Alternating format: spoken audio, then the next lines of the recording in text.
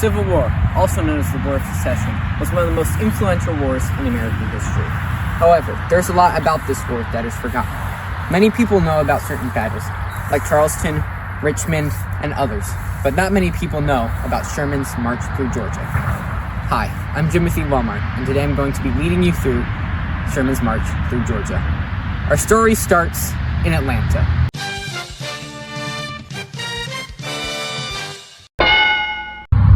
Atlanta, Georgia. The year is 1864. Sherman and his troops burnt that city to the ground, left nothing standing, and carried only what they could take with them. From there, they continued their march south through Georgia. Sherman chose this position because he wanted to split the Confederacy into three.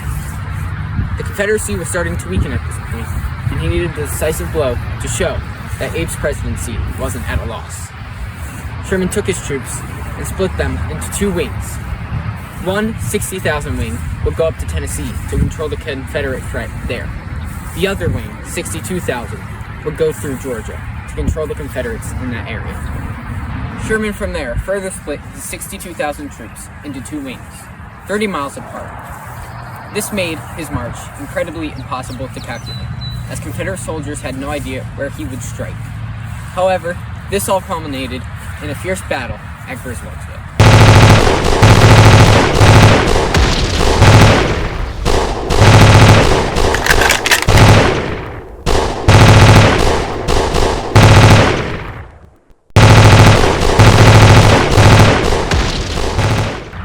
After the bloody show at Griswoldville, the Confederates took 1,100 casualties, compared to the Union's 100.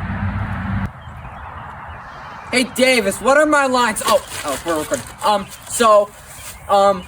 From that battle at Griswoldsville, Sherman troops continued to march south, destroying everything in their path. They killed livestock, took prisoners, burned plantations, burned farmhouses, and were living entirely off the land.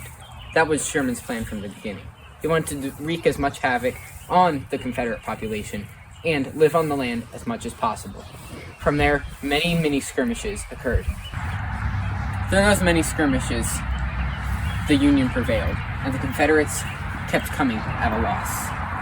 The Union eventually came in and captured the capital of Georgia, holding a mock election to vote Georgia back into the Union.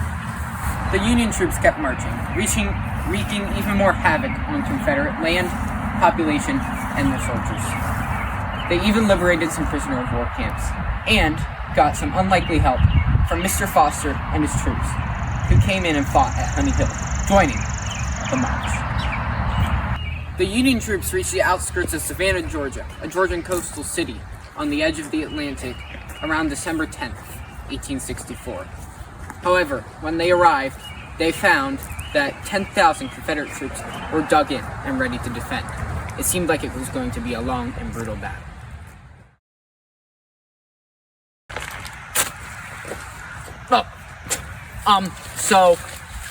What happened was Union soldiers, right? They went to what happened was the Confederacy was blocking the Union soldiers from the sea, right? From the naval blockade on the other side. So what happened was the Union soldiers under General Sherman sent a small force to take out Fort McAllister, a Confederate-held fort.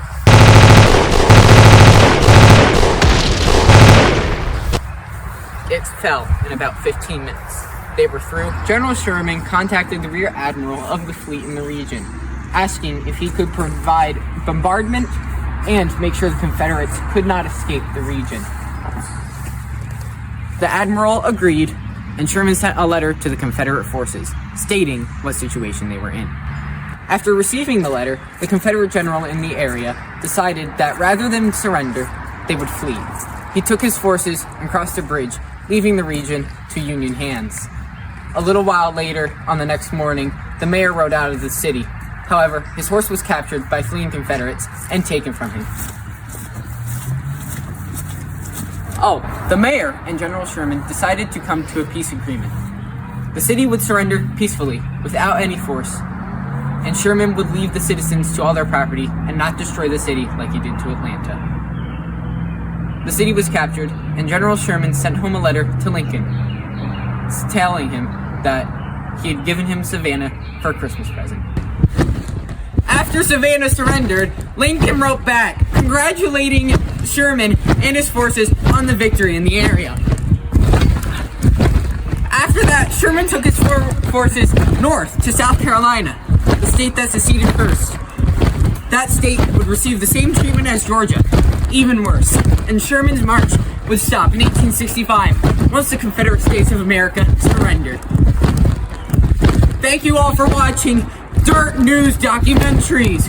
Please remember to leave a like and subscribe and hit that notification bell to get notified when I do more crazy stuff. Oh, way down south in the land of traitors, rattlesnakes and alligators. Right away, come away, right away, come away. Where cotton's king and men are chattels, Union boys will win the battles right away.